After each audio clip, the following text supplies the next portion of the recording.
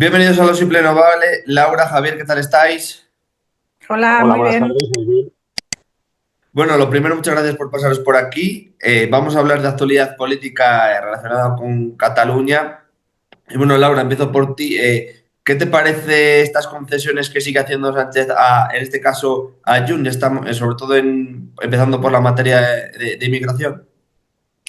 Bueno, bastante impactante si realmente llega a buen puerto, que puede ser que no, porque bueno, la inmigración es una competencia estatal que controlan todos los estados y su implicación directa es fragmentar el concepto de ciudadanía, ¿no? Que una comunidad autónoma pueda decidir quién es ciudadano y quién no de un mismo país y en base a unos criterios como el idioma catalán, me parece que es fragmentar este concepto de ciudadanía, que es lo que nos hace a todos igual ante la ley, ¿no? Lo que pasa que, bueno, como yo he seguido los pormenores de esta negociación, también sé que una cosa es lo que venden y la otra lo que va a acabar siendo. Y una de las cosas, por ejemplo, es que no van a tener la facultad de ejecutar las deportaciones o expulsiones, sino que podrán proponer y será el Estado quien ejecute. O sea que muchas cosas las seguirá controlando el Estado y además la Guardia Civil y la Policía Nacional seguirán estando en las fronteras. Javier. Sí, a ver, efectivamente coincido con Laura. Primero porque jurídicamente esto es posible, o sea, el pacto tal y como lo han vendido. Otra cosa será ver a qué puerto llega y de qué forma, porque esto no deja de ser de requerir una tramitación legislativa en el Congreso de los Diputados en primer lugar, como una proposición de ley, y habrá que ver si el gobierno en este caso cuenta con el refrendo del resto de fuerzas que están sosteniéndole como gobierno, ¿no? Esto es lo primero, si legislativamente esto va a llegar a buen puerto. Luego, jurídicamente, habría que ver si esto realmente se encaja en el marco constitucional, que es bastante cuestionable. Primero, por lo que decía Laura, ¿no? Pues la competencia, no solo en materia de inmigración, que sí, sino sobre todo en materia de fronteras, es una competencia estatal. Las dos son competencias estatales, también en materia de fronteras. Y aunque es verdad que la intensidad del pacto ha aflojado porque lo que son las fronteras terrestres pues ha sido sustraído de ese acuerdo, que era una de las reclamaciones también por parte de Junts, y al final se ha limitado a aeropuertos y puertos, creo, si no me equivoco, Laura, creo que ha sido aeropuertos y puertos lo que Sí, recoge creo que ese pacto. Sí, tanto los aeropuertos como las entradas por aeropuertos o las entradas por puertos marítimos son entradas transnacionales y fronterizas. Por lo tanto, eso es, vamos, con toda seguridad también sigue siendo inconstitucional. Y además ha habido quejas o lamentos no solo por parte de sindicatos policiales, de Mossos de Escuadra en este caso, distintos sindicatos, incluido el mayoritario, sino por portavoces más o menos oficiosos del propio cuerpo de Mossos de Escuadra, ¿no? De que en cuanto a operativos, a recursos materiales, no los tienen. Bueno, habrá que ver. Yo decía el otro día en una tertulia, en otra tertulia radiofónica, que esto no dejaba de ser un brindis al sol y que no creo que llegue a ningún sitio, que no deja, vamos, que se va a quedar en eso, en un brindis al sol para que Junts siga contentando a su masa electoral, a sus partidarios, y Sánchez pues siga manteniéndose en la Moncloa con el apoyo de Junts. Laura, no sé si quieres añadir algo más, si no también me llama la atención lo de, por ejemplo, que han hecho un porcentaje de personas no nacidas en Cataluña, que han emigrado de distintos puntos de España, también de fuera de España. ¿También qué te ha parecido esto que lo hayan mencionado públicamente? Es lo de los nacidos en Cataluña, originarios de otros de otras naciones, de otros países. Había una mención especial, vamos, recogida específicamente en el acuerdo, que hacía mención en el preámbulo del acuerdo, o en lo que ha trascendido, como justificación o fundamento del pacto, el que hay una parte mayoritaria de la población catalana que es de procedencia extranjera, no tanto del idioma, no hablaban tanto del idioma, sino de la procedencia, el origen de una parte de la población, ¿no? Ah, sí, vale, vale. Sí, es que es verdad que esto se viralizó en Twitter, pero esto es verdad que es la parte del preámbulo, ningún caso que quieren hacer, ¿no? Que catalán es quien vive, reside, habla el idioma, trabaja, tiene voluntad de serlo y de integrarse, ¿no? De hecho, fíjate que en el Congreso de los Diputados, cuando nos explicaron el pacto, desde Junts la expresión que usaban es que el PSOE había hecho un primer paso para el reconocimiento nacional de Cataluña, porque precisamente estaban hablando en unos términos y en unos conceptos que los había asumido el PSOE como propios, pero que siempre han sido de la derecha nacionalista catalana. Sí, es así, Laura. Efectivamente, hay un componente en ese acuerdo. Ya veremos finalmente con qué forma llega al Congreso, ¿no? Esa proposición de ley. Hay un componente que ha sido tildado de racista, ¿no? Hay una motivación racista y es que no hemos de olvidar, sobre todo nosotros que somos de aquí, Laura, que el nacionalismo catalán, ya no hablo del independentismo, el nacionalismo histórico catalán siempre se ha nutrido, ha bebido de fuentes racistas, de fuentes, de fuentes racistas, de equiparar al pueblo con la raza, sobre todo a principios, finales del XIX, principios mediados del siglo pasado, y es verdad que el independentismo actual ya no habla tanto del concepto racial del que hablaba Estat Català, por ejemplo, en los años 30, y ha mutado ese contenido racial, que sí que lo había entonces, por el cultural o idiomático. Asimilan el concepto de nacional catalán, de catalán, a ese concepto cultural de que es quien vive, trabaja y quien habla catalán. Si habla es catalán, claro, es un nacionalismo, no deja de ser un racismo cultural, pero es un racismo, es una metodología. Es un nacionalismo étnico-lingüístico, ¿no? Que no se fija tanto quizás en la raza, en la religión, en la identidad se mueve a través de la lengua catalana, ¿no?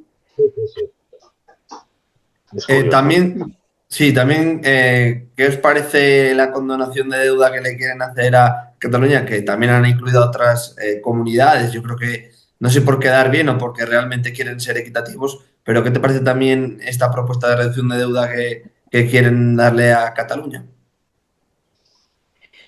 Bueno, a mí me parece muy irresponsable, porque por un lado, cada autonomía tiene su autonomía fiscal, pero como tiene su autonomía también tiene sus responsabilidades y sus deberes. Si no sabe gestionar bien, si se han endeudado más de la cuenta, que luego venga papá Estado a salvar esta comunidad o a las otras, me parece que no hay un principio de corresponsabilidad fiscal que deben tener tanto las autonomías como el Estado central, ¿no? Además, es que hay que recordar una cosa, Cataluña se acogió al Fondo de Liquidez Autonómica porque cuando intentó salir a los mercados, su deuda se consideró basura, o sea, no había nadie que quisiera comprar deuda catalana porque el rating que les daban era malísimo, entonces decidieron acogerse a este mecanismo de intersolidaridad o como se le quiera llamar, que ponía el Estado al servicio de las autonomías y así se iban financiando, ¿no?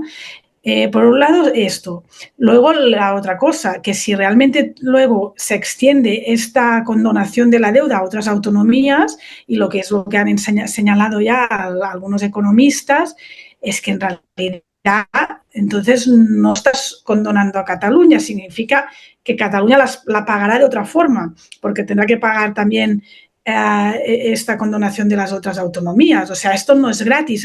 El dinero tiene que salir de algún sitio para condonarlo. Y quizás, o sea, si en Cataluña hay más gente que tiene salarios mayores porque hay más riqueza, significa que para condonar a otras autonomías o tendrán que subir los impuestos o tendrán que hacerlo de alguna manera que distribuya esta bajada general de la deuda, ¿no? Aunque bueno, yo no sé mucho de economía, pero lo que he podido entender era esto, ¿eh? Sí. Bueno, detrás de esta demanda por parte de los independentistas catalanes, porque el resto no estamos... en principio, de entrada porque el sistema fiscal se basa no en los territorios, sino en las personas. O sea, los sujetos pasivos de los impuestos son las personas, no son los territorios. Pero detrás de toda esta maniobra está ese mensaje que en su momento lanzó Carod Rovira allá por el 2004, cuando el primer tripartito, que era aquel eslogan de España ens roba, ¿no? España ens roba. Y detrás de esta petición, satisfecha también por el gobierno de Pedro Sánchez, está el resarcirse de eso que España nos ha robado. Porque es así. Es curioso, pero es así. Es lo que ellos piensan. Bueno, no, nos estamos recuperando de lo que nos han quitado. Bueno, esto es una barbaridad porque es verdad que en principio vulnera totalmente el sistema de financiación de las comunidades autónomas del que nos dotamos al principio de la transición. Y no hay que olvidar que la Ley Orgánica de Financiación de las Comunidades Autónomas, la LOFCA, es, si no me equivoco, no sé si es ahora la segunda o la tercera ley orgánica. En la jerarquía normativa, en lo que es el cuerpo de leyes orgánicas, creo que la primera fue la del Consejo General del Poder Judicial y la segunda, creo, si no me equivoco, pero si no es la segunda, es de las primeras, es justamente la LOFCA. Y posiblemente es una ley que necesita revisión. Posiblemente es una ley que necesita revisión porque la economía es algo dinámico, que se va moviendo y las circunstancias que tenemos ahora, en el 2025, son con toda seguridad muy distintas a las del año 80 o 79, que creo que es la LOFCA de esa época. Probablemente necesita una revisión, pero es que esta condonación de deuda quiebra totalmente el principio de equidad entre las comunidades autónomas, o sea, de igualdad entre las comunidades autónomas. Y por lo tanto, detrás de eso está la quiebra del principio de igualdad de los ciudadanos de toda España ante la ley. O sea, esto convierte a los ciudadanos catalanes, nos convierte a los catalanes, de rebote también a Laura y a mí, nos convierte a los catalanes en ciudadanos privilegiados respecto de Alberto, que el hombre está ahí en Zamora peleando y trabajando por lo suyo y pagando sus impuestos. Es totalmente injusto, es una barbaridad y bueno, y ya veremos cómo acaba, porque es verdad que se querrán sumar el resto de autonomías como es lógico, ¿no? Esto, y al final el dinero, como bien decías tú, Laura, el dinero es el que es. Las pesetas, las monedas, el dinero es el que es. No hay más, no se genera más dinero. Hay que mover lo que tenemos. Claro, y el moverlo en beneficio de una parte o de un territorio, o de los que viven en un territorio, fastidia, vulnera y desequilibra y genera agravio respecto de aquellos otros ciudadanos españoles con los que teóricamente somos iguales, porque lo dice el artículo 14 de la Constitución, y pasarán a ser una especie de ciudadanos de segunda. Laura, el presidente de la Comunidad Autónoma de Cataluña es Illa. Claro, esto directamente se trata entre Sánchez y Puigdemont. Bueno, aunque vaya Santos Cerdán, bueno, pero me refiero que es entre Estado y Cataluña. Claro, ¿en qué papel deja Illa, que parece que nunca sale en estas cosas, parece apartado? ¿Cómo se ve el papel de Illa en Cataluña? Bueno, a ver, claro, todos estos, digamos, prebendas que logra el nacionalismo a pactar con Sánchez, un poco puentea al presidente de la Generalitat, claro. Puentea al gobierno catalán, porque está presidido por el PSC. Y además se encargan de recordarlo, tanto Esquerra como Junts, lo que vienen diciendo es: mira, fíjate que desde la oposición en Cataluña logramos más cosas para Cataluña que el presidente de la Generalitat, que es del mismo partido que Pedro Sánchez, ¿no? Entonces juegan con esta baza para intentar erosionar el liderazgo de Illa y tratar de recuperar muchos votantes que el Partido Socialista, ¿no? Y por otro lado, Illa...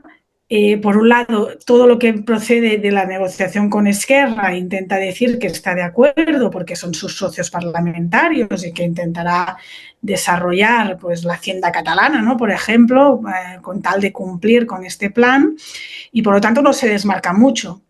Lo que pasa es que, bueno, viendo cómo está el clima social en Cataluña, y ya no genera ruido, la gente viene de estar muchos años ya cansada con el proceso independentista, y si bien es cierto que ella ha asumido algunas políticas de los nacionalistas, en otras está pasando un poco página.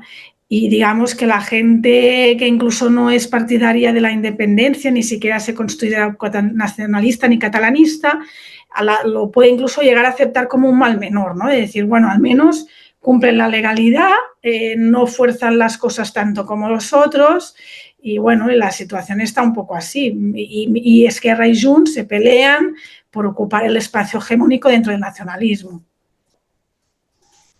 Sí, yo creo que Sánchez, bueno, cada uno tiene su forma de ser y Sánchez tiene la que tiene y tiene ramalazos totalmente autócratas o autocráticos. Sánchez estaba acostumbrado a hacer este tipo de negociaciones cuando ocupaba la presidencia Per Aragonés, es decir, ya puenteaba Per Aragonés para ir a, bueno, para ir no, para mandar a Santos Cerdán o a quien sea ya a Waterloo a hablar con Puigdemont y no se ha dado cuenta de que ahora que está puenteando es bueno, a uno de sus a uno de su gleba, ¿no? De su placa, que es Salvador Illa, además uno de los más sumisos de los dirigentes periféricos, digamos, probablemente el más sumiso de los que tiene. No hay que olvidar que Salvador Illa, recién nombrado ministro, apenas recién aterrizado en el Ministerio de Sanidad, se encontró el marronazo de la pandemia y se lo comió, se lo tragó sin pena ni gloria porque no tuvo ningún papel protagónico en la gestión de la pandemia, ¿no? Bueno, yo creo que esto que es verdad que está erosionando al gobierno de Salvador Illa, aquí al govern de la Generalitat, esto lo van a corregir. Y en cuanto a que estas quejas, lamentos, críticas o señalamientos que hace Esquerra y también hace Junts, dejando en evidencia al gobierno de la Generalitat, va a ser el propio Sánchez quien lo corrija y llamará, aunque sea para hacerse la foto del segundo capítulo, a Salvador Illa para hacerlo partícipe de lo que se vaya a negociar a partir de ahora y para refrendar esto que ha pasteleado hasta este momento, ¿no? Porque es que fíjate que hemos tenido un ejemplo muy reciente de ello. No sé si fue, creo que fue después de lo de inmigración con Junts, ¿no? Que eclipsó toda o acaparó toda la información y actualidad del momento. Mira qué hábil fue Sánchez. Del día siguiente anunciaron que el grupo La Caixa volvía en Cataluña. Y esto era totalmente algo a favor de ella, mira, ha pacificado Cataluña, ha vuelto la seguridad jurídica, ha vuelto la normalidad en las calles y en las instituciones y la Caixa que se había ido vuelve. Esto lo hicieron justo después del pacto migratorio. ¿Por qué? Sí. Porque necesitaban otra vez de reivindicar a ella. Y es también cierto lo que has dicho, Javier, que ella es un hombre de partido, es una persona que nunca se va a desmarcar, que incluso lo hemos visto también cambiando mucho de discurso, porque yo además había coincidido con él en TV3 en 2017 y tenía un discurso que se tenía que haber aplicado el 155 después de la aprobación de las leyes de desconexión del 6 y 7 de septiembre, ni siquiera después del 1 de octubre. Era, digamos, dentro de la familia del PSC, la parte más constitucionalista y más con menos simpatías hacia el catalanismo. Y ahora lo hemos visto, pues bueno, con Esquerra llegando a muchos acuerdos, ¿no? Y lo hemos visto también con la pandemia, como bien has dicho. Es que él no quería volver, él no quería ser candidato a la Generalitat, pero como también tuvo tanto foco mediático, porque era el ministro, era una persona conocida y Sánchez le pidió que fuera el candidato, pero él estaba muy bien en Moncloa, en Madrid, que tenía una habitación en el complejo de la Moncloa, y lo último que quería era volver. Lo que pasa que ha vuelto y le ha ido bastante bien porque ha logrado ser el presidente de la Generalitat. Sí, tal cual, tal cual. Salvador Illa es un hombre de partido, yo también lo conozco y es un hombre de partido, pero es que además es un hombre de partido adscrito totalmente a lo que en su momento representaba Pere Navarro, ¿no? O sea, al sector más españolista del PSC. Exacto. Es así. Salvador Illa ha sido del sector más españolista del PSC y es verdad, como bien apuntabas, Laura, que cuando el gobierno de Rajoy ya apuntó, la primera vez que se habló de la posible o la eventual aplicación del artículo 155, Salvador Illa desde aquí, que fue de los primeros que apoyó cuando Sánchez todavía no se había manifestado, cuando era el líder de la oposición del PSOE en Madrid, ni siquiera se había manifestado y de hecho hubo que negociar o el PP tuvo que negociar bastante para que finalmente el PSOE se sumara a aplicar ese 155, a decretarlo, porque la aplicación sería cuestionable de si se aplicó o no se aplicó y bueno, sería bastante cuestionable, porque yo recuerdo aquella época, justo aquellos días, desayuné un día con el que era director de Cultura, del Departamento de Cultura, de Enseñamiento y Cultura, Vicenç Jorca. Desayuné un día al lado de, bueno, en Montanera, al lado de la Consellería, y le pregunté, bueno, ¿y cómo estáis funcionando? Y dice, la secretaria general de la Consellería es la que está llevando todo. Pero en nuestra consellería y en casi todas o en prácticamente todas, los secretarios generales eran los que llevaban las consellerías y estaban a la espera de que el gobierno de España mandara un delegado a cada consellería. Incluso Vicente en ese momento me llegó a preguntar, ¿tú sabes algo? ¿Tú sabes si te van a nombrar delegado para intervenir alguna consellería? Y dije, yo ni puta idea. Y efectivamente no se intervino ninguna consellería. No se hizo nada. Se aplicó formalmente y no se hizo nada. Se intervino un poco en TV3, es verdad. Bueno, en lo más escandaloso o lo que más pregonaba o postulaba el golpe de Estado, ¿no? El movimiento secesionista. Pero bueno, aquí fue un cachondeo. Pero bueno, volviendo a lo que estamos hablando, Salvador Illa defendió el 155 antes de que Pedro Sánchez se sentara a negociarlo con Rajoy.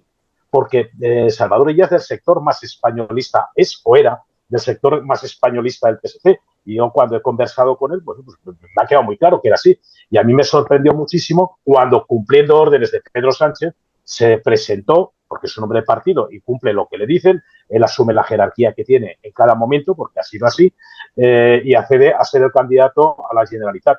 Pero lo que me sorprendió fue cuando es elegido y es aprobado, designado candidato por el Parlamento, el acto de toma de posesión lo hace con el medallón aquel que se hizo fabricar Macià en su momento, un invento, el medallón del presidente de la Generalitat, asumió el número, que no recuerdo cuál es, el número de presidente de la Generalitat, que tenía en cuenta a quienes no habían sido presidentes. Soy el 150 y no sé cuántos. Coño, aquí ha habido los presidentes que ha habido, que son 13 o 14 de la Generalitat como tal, y ya está. Pues bueno, asumió todo el relato independentista. Una cosa curiosa, evidentemente para contentar a quienes le apoyaron como gobierno, que en ese momento fue Esquerra, ¿no? Para apartar a Junts, que parecía el sector más virulento. Bueno, de hecho eran los que habían liderado Puigdemont el golpe de Estado, ¿no? Aunque fuera con la anuencia y la connivencia de Esquerra, de Junqueras y demás.